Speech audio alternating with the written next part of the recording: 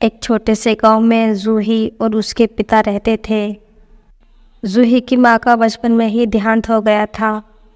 जूही बेटा जल्दी से एक पराठा और ले आओ, मुझे फैक्ट्री जाने में देर हो रही है। ठीक है बाबा, अभी लाए। बाबा गोभी के पराठे आज कैसे लग रहे हैं? बहुत स्वादिष्ट लग रहे हैं बेटा। जूही, तुमने इतना अच्छा खाना कहाँ से सीखा? बाबा पड़ोस की आंटी जो है वो मुझे खाना बनाना सिखाती हैं। वो बहुत अच्छा अच्छा खाना बनाती हैं। वो आंटी मुझे बहुत प्यार करती हैं। मैं उनका काम जो कर देती हूँ, इसीलिए उन्होंने मुझे अच्छा अच्छा खाना बनाना सिखा दिया है। जूही, ये तो बहुत अच्छी बात है। चलो बेटा, ठीक है, मैं फैक्ट्री चलता हूँ। रामलाल हर रोज की तरह आज भी फैक्ट्री काम करने चला जाता है।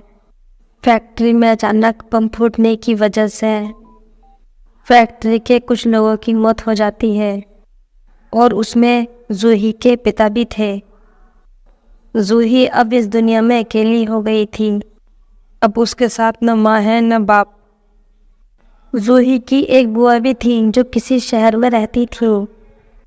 जूही को वो अपने साथ अपने घर ले जाती हैं और उससे घर के सारे काम करवाती हैं।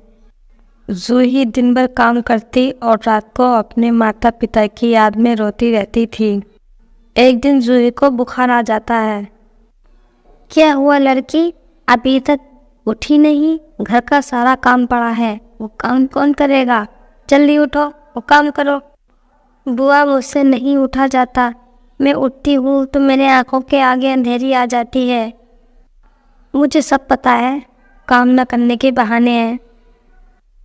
तू ऐसे नहीं उठेगी, तेरे लिए 6 पट्टी लानी पड़ेगी। जब तक तेरी पिटाई नहीं होती है तब तक तू बाजी नहीं आती है। जूही की बुआ 6 पट लेने चली जाती है और जूही जल्दी से घर से निकल जाती है।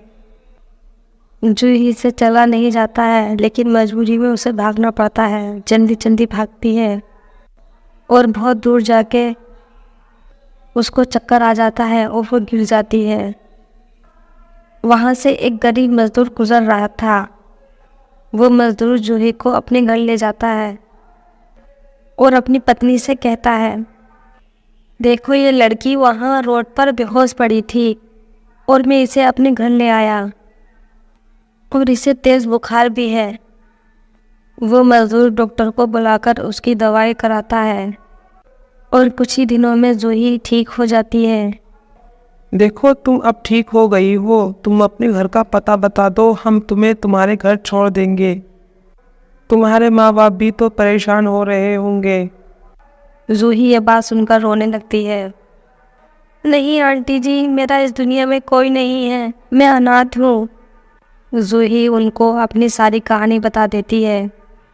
बेटी, हम तो खुद इतने गरीब हैं कि हमसे अपना ही पेट नहीं भरता, तो हम तुम्हारा पेट कैसे भरेंगे? कोई बात नहीं आंटी, मैं अपना गुजारा कर लूँगी।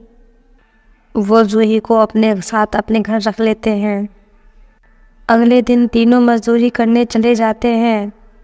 जूही घर का सारा काम कर लेती है और खाना भी बनाती है। अरे वाह बेटा, खाना तो बहुत स्वादिष्ट है। तुम्हारे हाथ में तो जादू है, जादू। ये आलू की टिक्की तो बहुत अच्छी लग रही है। गरीब मजदूर का एक बेटा भी था जिसका नाम था राहुल। राहुल जल्दी से बोला, जूही, तुम इतनी अच्छी टिक्की बना लेती हो, क्यों ना हम एक दुकान खोलें? हाँ, आइडिया तो अच्छा है।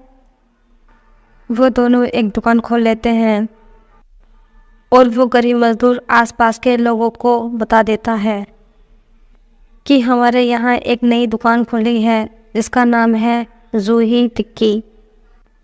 लोगों को जैसे ही टिक्की की खबर मिलती है, धीरे धीरे आना शुरू हो जाते हैं और जूही टिक्की खाते हैं। वाह, टिक्की तो बहुत स्वादिष्ट है।